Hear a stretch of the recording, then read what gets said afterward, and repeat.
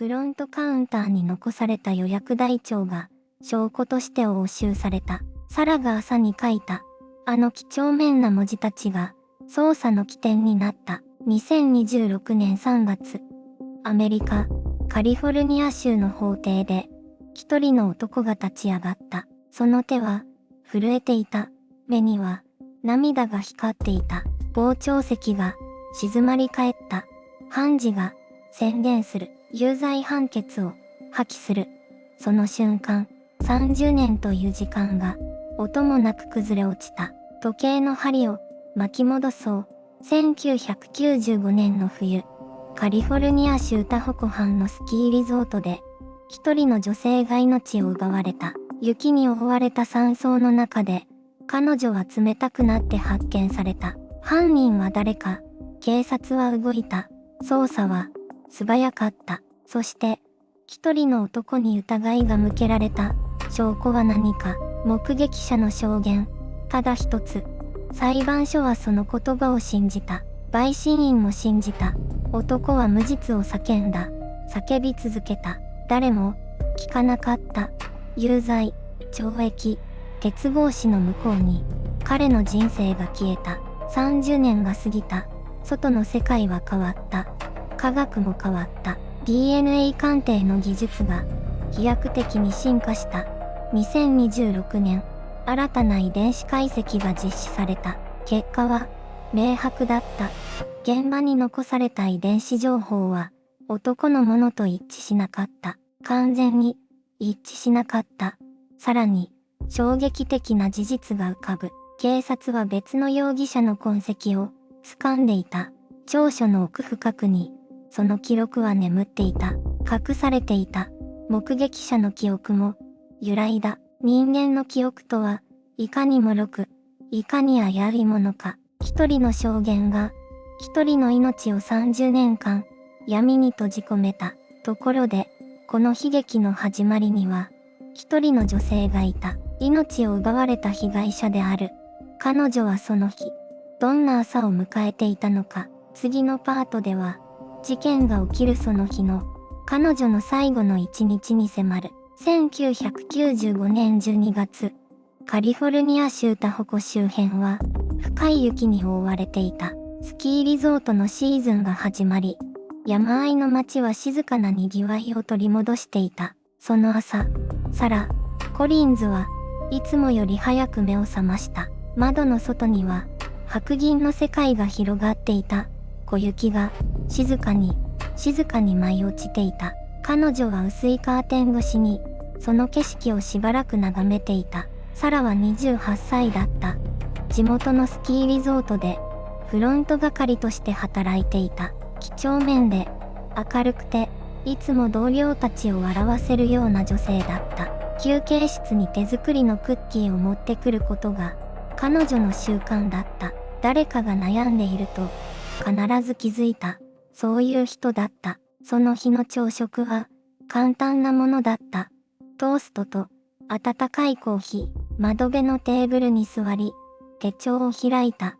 年末のシフト表を確認していた。クリスマスまであと10日ほどだった。彼女は家族への贈り物をまだ選びきれていなかった。手帳の端に小さくメモが書いてあった。お母さんへ、マフラー。その文字は丸くて柔らかかった。出勤前、サラは鏡の前に立った。髪を整え、口紅を引いた。深呼吸を一つ。それからコートを羽織った。玄関のドアを開けると、冷たい山の空気が頬を刺した。雪の匂いがした。松の香りが混じっていた。リゾートまでの道は凍りついていた。サラは慎重に一歩一歩踏みしめながら歩いた。途中、顔見知りの老人と挨拶を交わした。今日も寒いね、と老人は言った。サラは微笑んでうなずいた。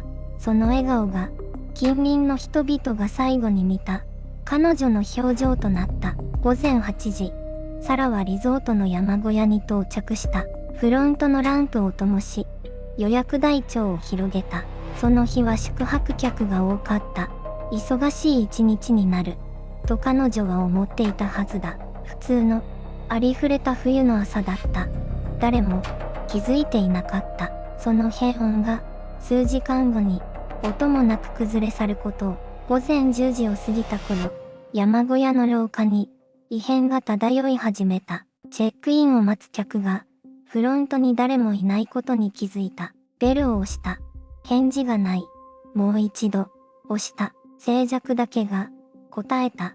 宿泊客の一人、地元のスキーインストラクターだったポール・ヘンダーソンが裏口から様子を確認しに向かった。廊下の突き当たり、倉庫への扉がわずかに開いていた。隙間から冷たい空気が流れてくる。彼は扉を押した。床にサラがいた。動かなかった。声をかけた。反応がない。近づいた瞬間、彼は息を飲んだ。状況を理解するまでに数秒かかった。彼はすぐにフロントへ戻り、受話器を握った。指が震えていた。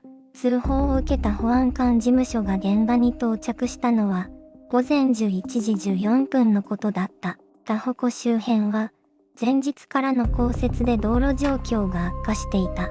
それでも最初の捜査員が倉庫に踏み込んだ時、現場はまだほとんど手つかずのままだった。サラ・コリンズ、享年28歳、鈍器による頭部への強打が死因と断定された。抵抗した形跡が床に残っていた。爪が割れていた。彼女は最後まで戦っていた。発見者のポールはその日の夕方、捜査員の前で証言した。声は平静を装っていたが、目が揺れていた。倉庫の扉が開いていた時、廊下の端に男が立っていた気がした。と、彼は言った。気がした。という一言が、やがて、取り返しのつかない意味を持ち始めることを、この時誰も知らなかった。山小屋の外には、湖から吹き上げる風が、小雪を舞い上げていた。サラが最後に立ったフロントカウンターの上には、広げられたままの予約台帳があった。その日の宿泊客全員の名前が、几帳面な筆跡で、並んでいた。彼女が朝に書いた文字だった。捜査は動き出した。しかしその歯車は最初からわずかにずれていた。捜査は動き出した。しかしその歯車は最初からわずかにずれていた。遺体が発見された翌朝、カリフォルニア州クレーサー郡の保安官事務所から4人の捜査官が山小屋に派遣された。田鉾から吹きつける冷風はまだ止んでいなかった。前夜に舞った小雪が駐車場の足跡を半分ほど埋めていた。捜査官たちは建物を封鎖した宿泊客全員の聴取が始まった。フロントカウンターに残された予約台帳が証拠として押収された。サラが朝に書いたあの几帳面な文字たちが捜査の起点になった。聴取は順番に進んだ。一人一人が昨夜の行動を語った。何時に食事をしたか、何時に部屋に戻ったか、誰かと話したか、廊下で物音を聞いたか、ほとんどの証言は淡々としていた。矛盾もなく、引っかかりもなかった。転機は3人目の聴取で訪れた山小屋に2泊していた40代の女性客だった。彼女は緊張した面持ちでこう述べた。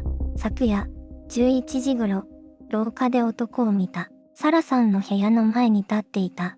背が高くて黒いジャケットを着ていた。捜査官の手が止まった。その男に心当たりはありますか？女性は少し間を置いた。そして一人の名前を口にした。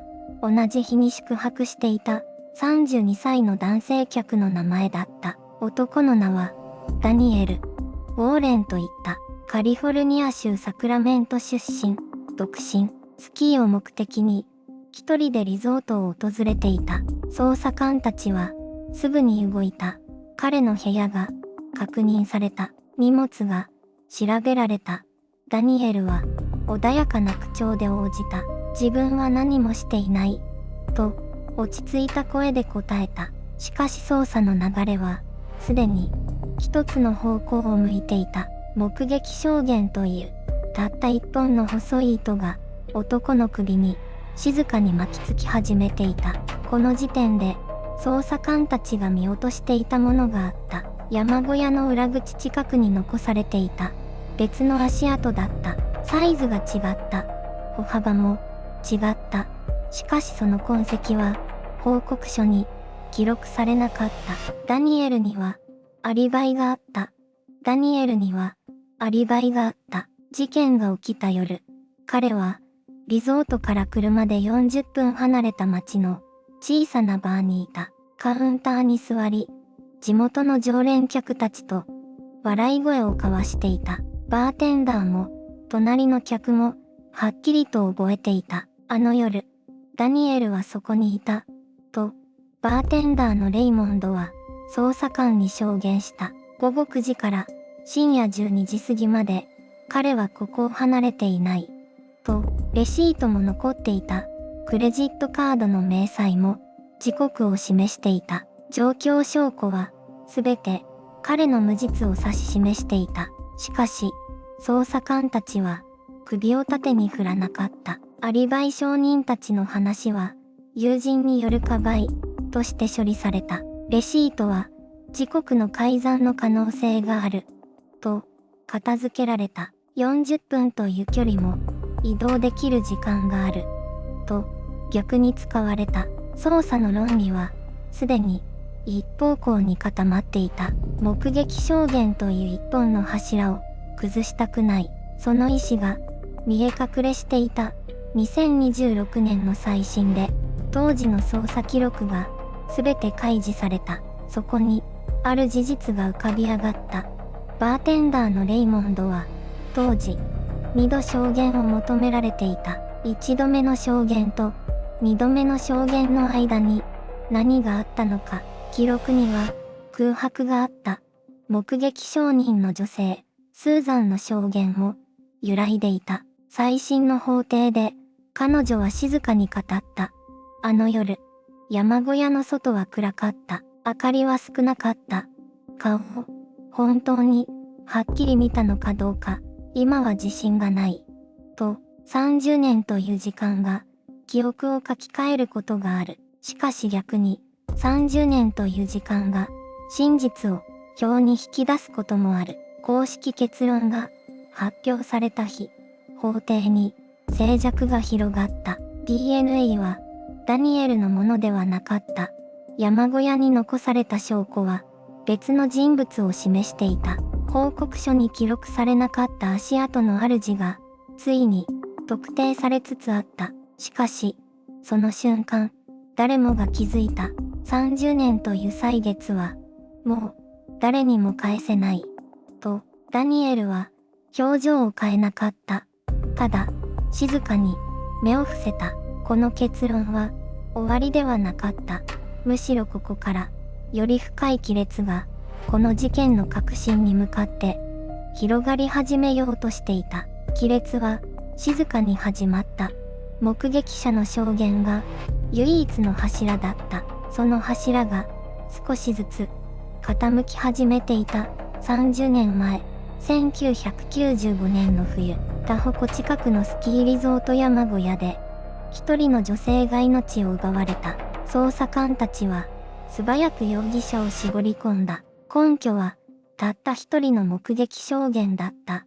その目撃者の名はマーガレット・ウィルソン。事件当夜、現場近くにいた宿泊客だった。彼女は言った。確かに、あの男を見た。と、その一言がダニエルの30年を奪った。2026年の再審チームはマーガレットの証言を改めて精査した。記録を読み返すほど違和感が積み重なった。証言の細部が微妙にずれていた。初回の聴取と2回目の聴取とで描写が変わっていた。暗闇の中で見た顔の特徴がまるで後から補われたかのように鮮明になっていた。これは嘘ではない。しかし真実でもない。記憶というものは固定されない。時間が経つほど人間の脳は空白をうずめようとする。見たいものを見たように記憶する。心理学では、これを語気と呼ぶ。無意識の歪みが無実の人間を30年間鉄格子の中に閉じ込めた。さらに深刻な事実が浮かび上がった。捜査記録の中にもう一人の名前があった。事件当夜、その山小屋の周辺に不審な行動をとった人物がいた。複数のスタッフがその男の動きを気にしていた。しかし、その証言は正式な報告書には記載されなかった。隠されたのではないかもしれない。だが、選ばれなかった。それが、結果として、一人の命を闇の中に押し込んだ。ダニエルの弁護団は、その名前を記録の隅からついに拾い上げた。証拠は消えていなかった。ただ、見られなかっただけだった。亀裂は、もはや小さくない。事件の土台そのものが、音を立てて、崩れ始めている。そして次に明かされるのは、30年間、誰も追わなかった。もう一人の男の正体だった。その男の名は、捜査記録の片隅に、ほんの数項だけ、記されていた。マーカス・ウェイン。当時34歳。タホ湖畔のスキーリゾートで、季節労働者として働いていた男だった。彼の名前が、なぜ30年間、誰の目にも触れなかったのか。それ自体が、すでに一つの答えだった。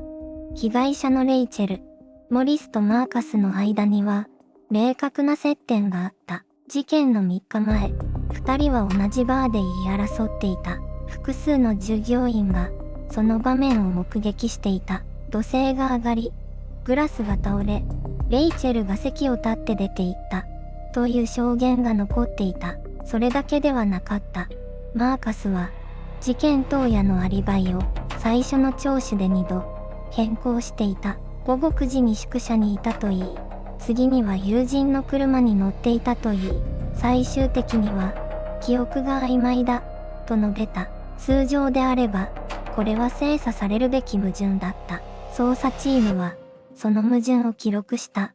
しかし追わなかった。ダニエルというすでに目星をつけた人物がいたからだ。捜査の流れは一点に向かって固まりつつあった。マーカスへの疑念はその流れに飲み込まれ、ただの尾行としてファイルの奥に沈んでいった。弁護団がその記録を掘り起こしたのは2026年の春だった。再審請求の過程でダニエルの担当弁護士であるソフィア・レインは古い捜査資料の電子化ファイルを精査していた。うずもれた証言録、未整理の聴取メモ、そしてマーカス・ウェインの名が記された一枚の紙。その紙には赤いインクで短く書かれていた。要確認、保留。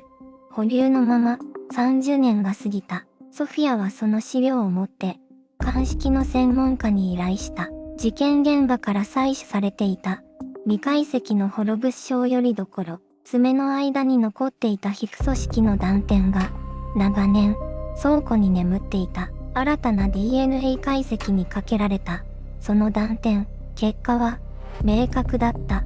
ダニエルとは一致しない。そしてマーカス・ウェインのプロファイルと高い確率で合致する数値が画面に並んだ。30年間追われなかった男がついに光の中に引き出された。事件の輪郭がここで初めて書き直されようとしていた。そしてこの発見が法廷という舞台で全てを決定的に覆す瞬間へと静かにしかし確実に続いていく。法廷の空気が変わった。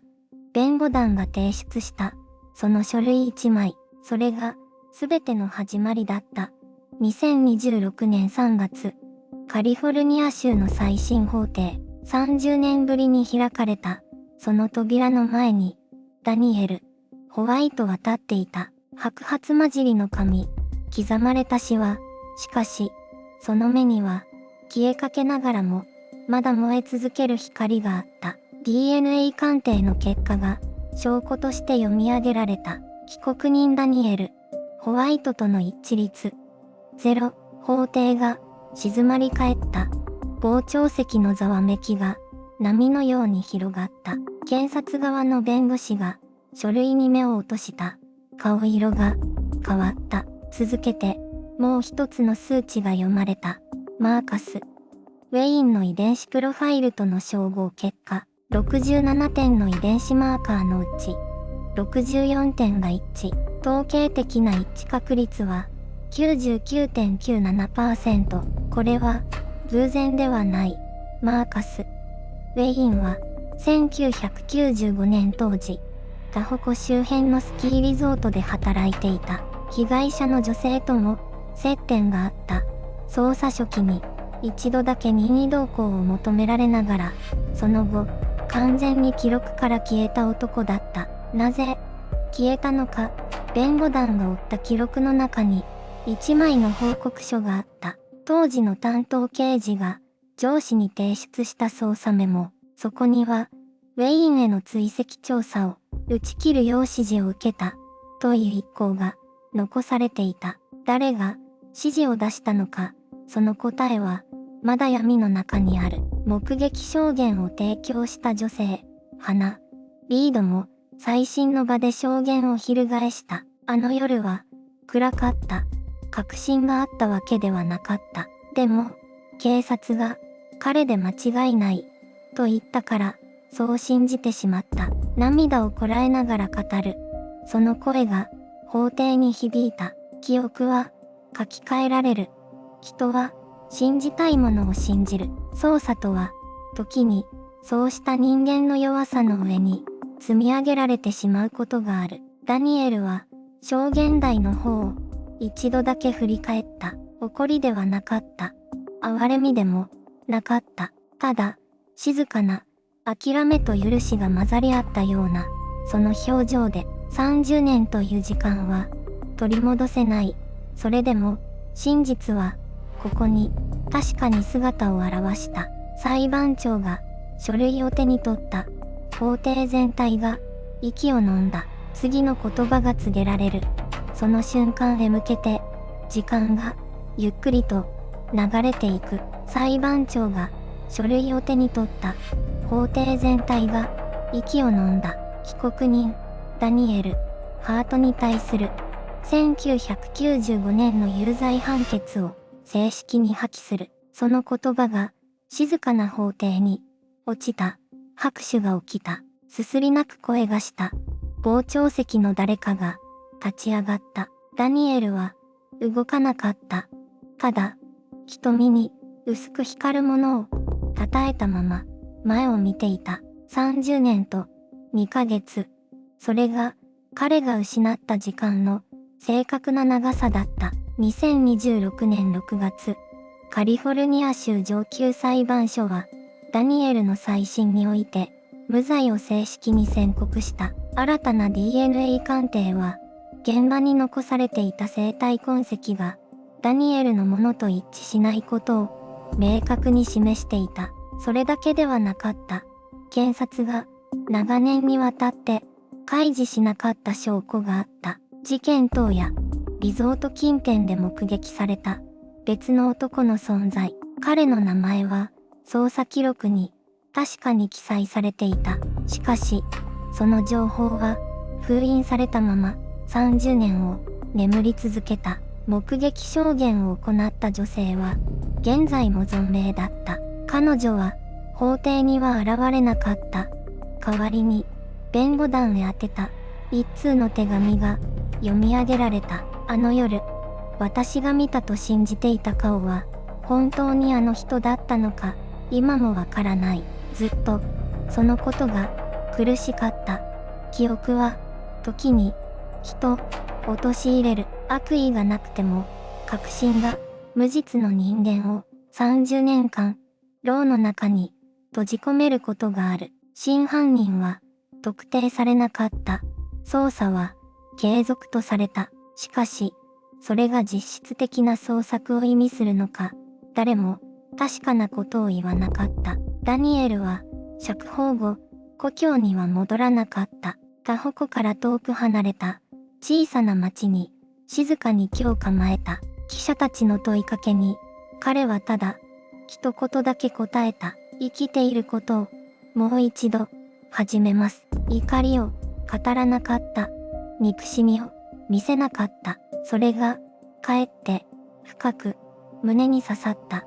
事件は、公式には解決されていない。被害者の家族は、今もなお、本当の答えを、待ち続けている。そして、ダニエルが過ごした30年の空白は、誰も、埋めることができない。次回、この物語の、最後の章へ、彼が、自由の空の下で、最初に見上げたものとは、何だったのか。自由を、手にした日、ダニエルは、空を、見上げた。冬の、カリフォルニアの空は、突き抜けるように、青かった。30年間、あの空を、まともに見ることが、できなかった。鉄格子越しに、切り取られた四角い空だけが、彼の知る、空だった。それが、今、どこまでも、広がっている。涙は、出なかった。ただ、静かに、その青さを、目に焼き付けた。彼は、その後、故郷の小さな町へと、戻った。老いた母が、待っていた。言葉は、なかった。ただ、二人は、長い時間、抱き合ったまま、動かなかった。30年分の、何かが、そこに、あった。では、関わった者たちは、今、どこにいるのか。当時、誤った証言をした目撃者は、晩年になって、その記憶が、錯誤だったと、告白した。悪意ではなかった。人の記憶は、かくも、脆く、揺らぐものだと、専門家は言う。証拠を、隠した疑いのある捜査官は、すでに、退職している。法的な責任を、問われることは、なかった。被害者の家族は、今も、本当の犯人を、知らない。2026年の現在も、事件は、正式に、未解決のままだ。誰かが、あの山荘で、命を奪った。そのものは、未だ、特定されていない。正義とは、何か、無実の人間を、30年、閉じ込めることが、正義の失敗だとすれば、真の犯人が、今ものにあることもまた、正義の、敗北だ。ダニエルは、今、静かに、生きている。保証を求める訴訟を、起こした。怒りは、法廷に、委ねた。日々の暮らしの中で、彼はもう一度、小さなことを、覚え直している。コーヒーを、自分で、入れること。夜に、鍵のかかっていない部屋で、眠ること。その、一つ一つが、彼にとっては、奇跡のように、新しい、30年の空白を、埋める言葉は、存在しない。ただ、今日という日が、昨日より、少しだけ、重くなっていく。それだけが、彼に残された、時間だ。